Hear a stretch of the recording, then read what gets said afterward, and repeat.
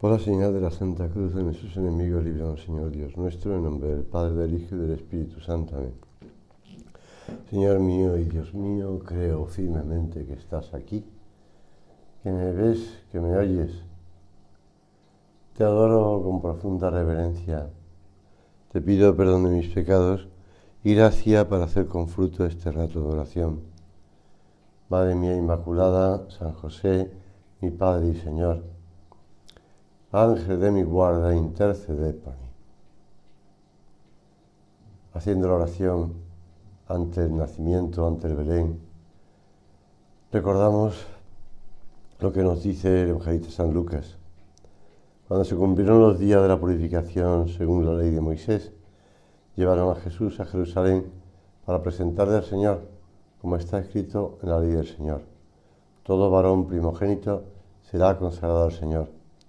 Y para ofrecer un sacrificio, un par de tórtolas o 2 pichones, conforme a la ley, como se dice la ley del Señor. Y aquí que había en Jerusalén un hombre llamado Simeón. Este hombre era justo y piadoso y esperaba la consolación de Israel. Y en él estaba el Espíritu Santo. Le había sido revelado por el Espíritu Santo que no vería la muerte antes de haber visto al Cristo del Señor.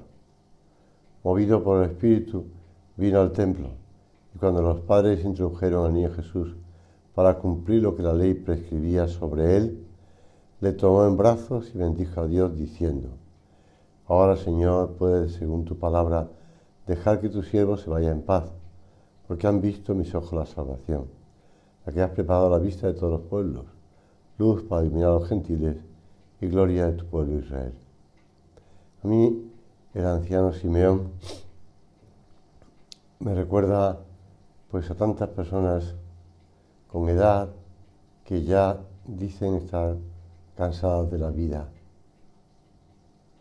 Cansadas de la vida por los achaques de la edad, por las enfermedades, incluso por la soledad o abandono que su familia le ha dejado, han dejado.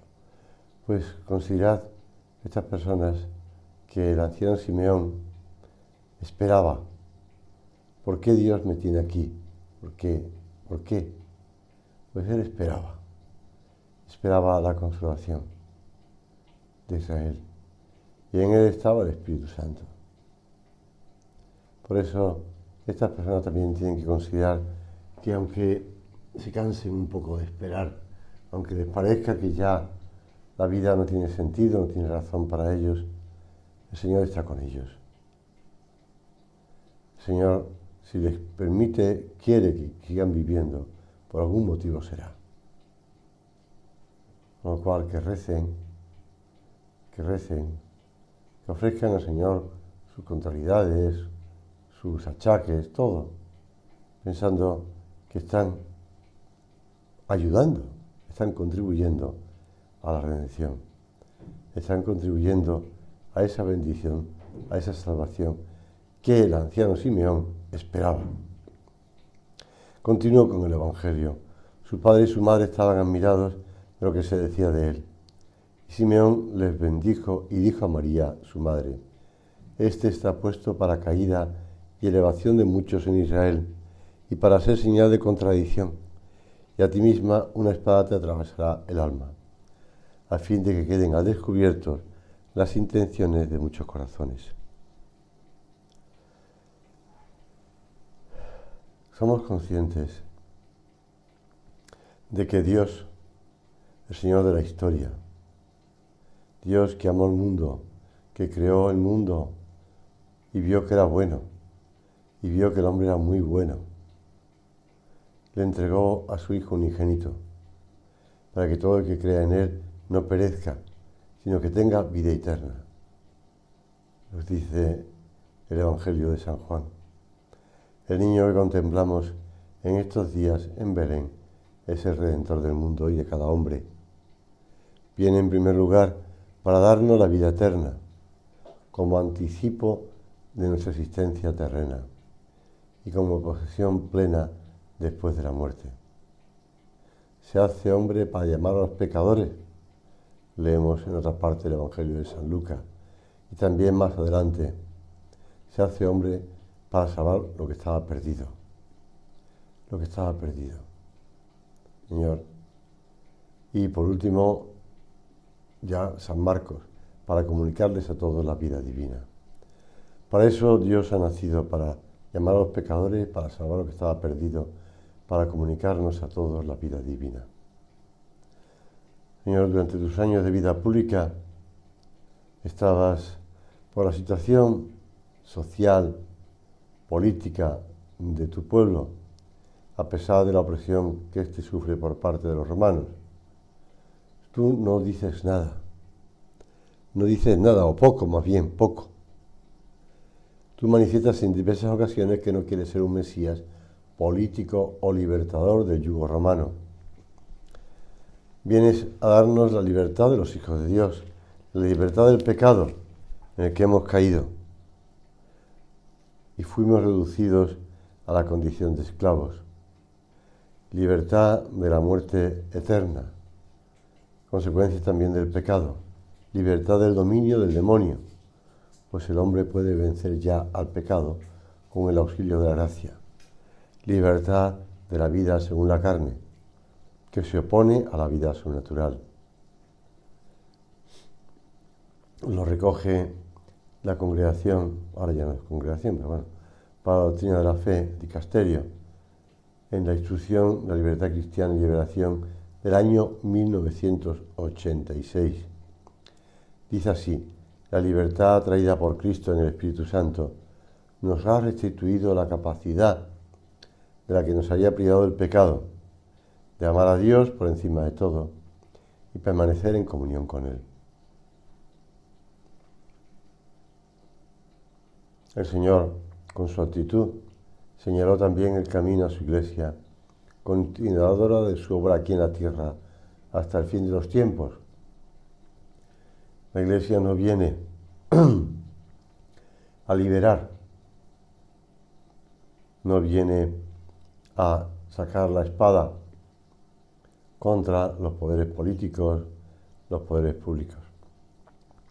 A los cristianos nos toca, en cambio, a cada uno, dentro de las muchas posibilidades de actuación, de crear un orden más justo, más humano, más cristiano, sin comprometer con nuestra actuación a la Iglesia como tal. Lo recoge el Papa San Pablo VI en la encíclica suya Populorum Progressio. Sin comprometer a la Iglesia. Cada una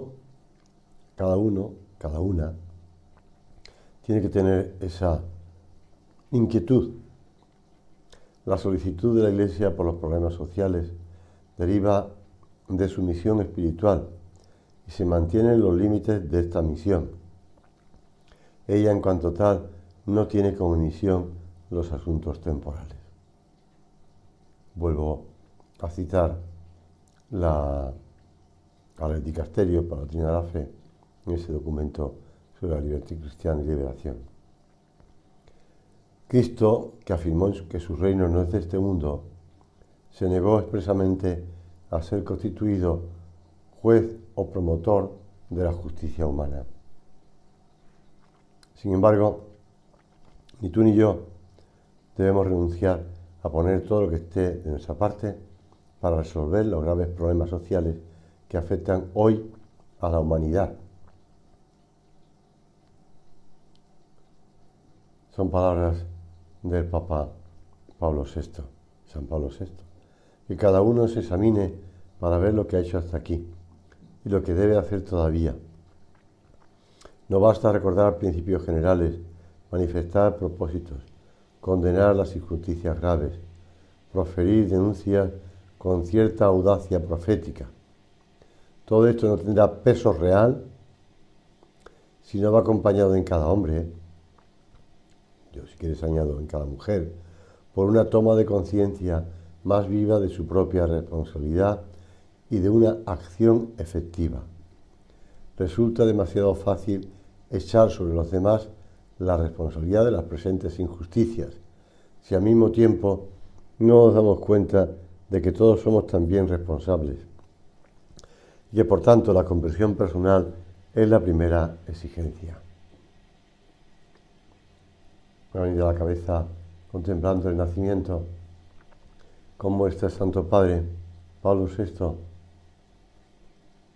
llevó a Belén, llevó a Tierra Santa, fue allí, y allí tuvo una humildad preciosa, hablando de la familia, de la Sagrada Familia.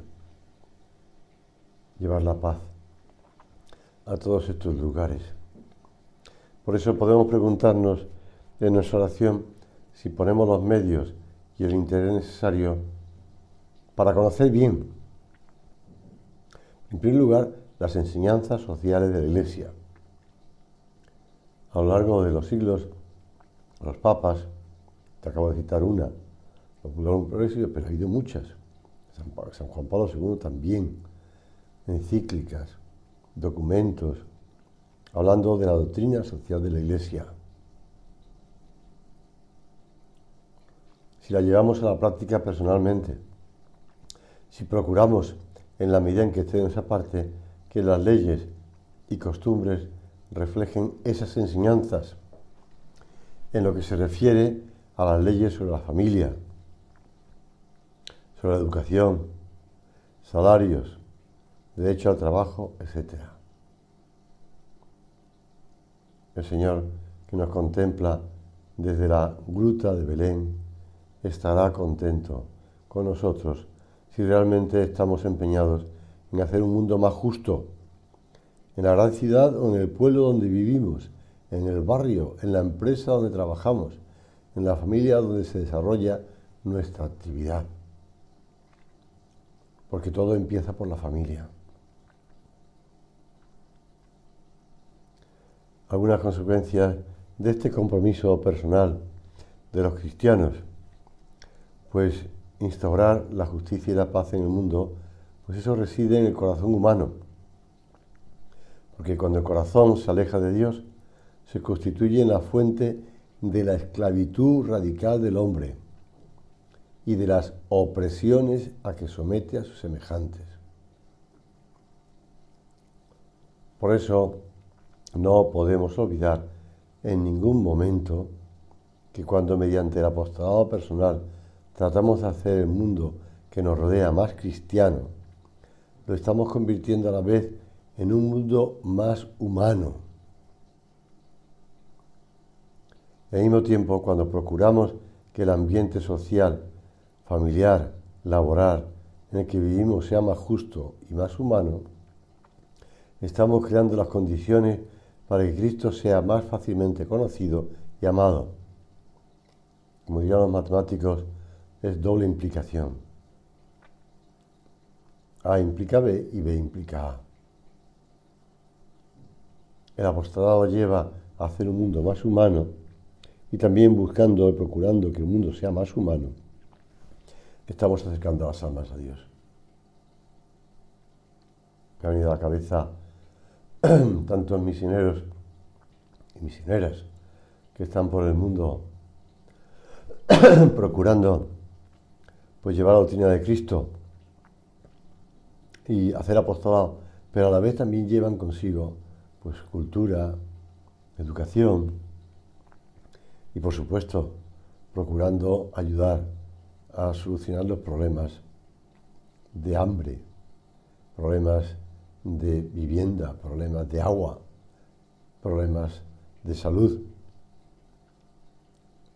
Hemos de vivir cada uno de nosotros, todos, ese compromiso personal, sin excusas, sin delegar en otros la responsabilidad en la práctica de la justicia, pagando lo que es debido a las personas que nos prestan un servicio, haciendo lo posible para mejorar las condiciones de vida de los más necesitados, comportándonos ejemplarmente con competencia y dedicación profesional en nuestro trabajo, ejercitando con responsabilidad e iniciativa nuestros derechos y deberes ciudadanos, participando en las diversas asociaciones a las que podemos llevar, junto con otras personas de buena voluntad, un sentido más humano y más cristiano.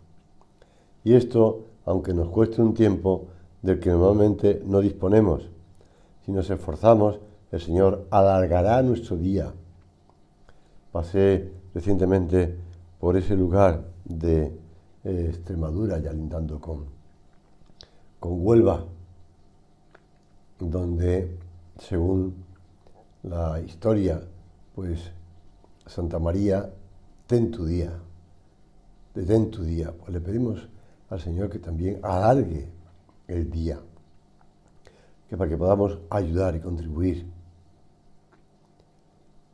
El programa de vida que nos ha dejado el Señor lleva consigo el mayor cambio que puede darse en la humanidad. A contemplar este niño recién nacido en una gruta pobre,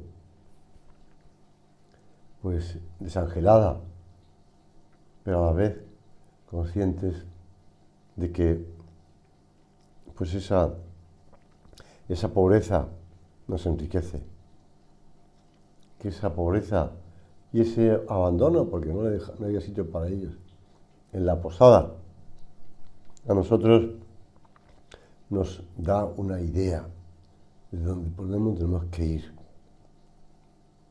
Todos somos hijos de Dios y por tanto hermanos.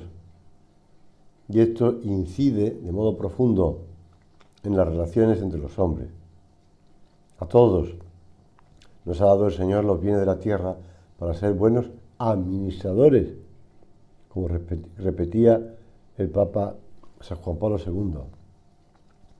A todos nos ha prometido la vida eterna.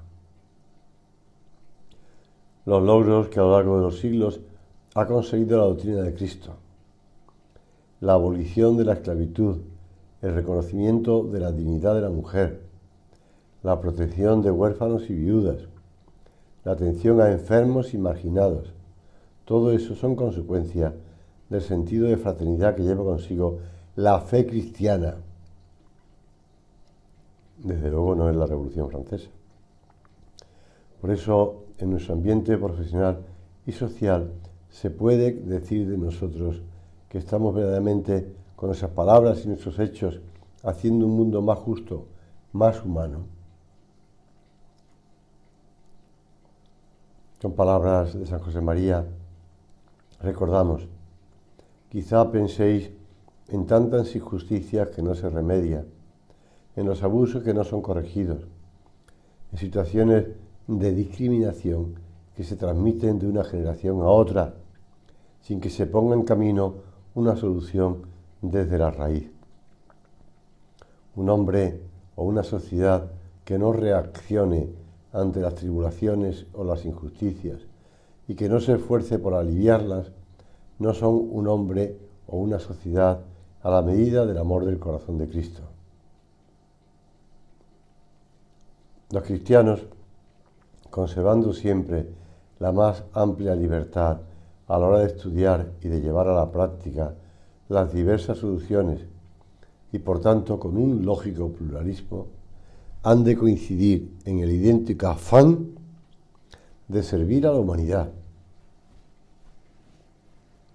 Y subraya San José María: de otro modo, su cristianismo no sería la palabra y la vida de Jesús, será un disfraz, un engaño de cara a Dios y de cara a los hombres. Son palabras que recoge en unas homilías en el Cristo que pasa.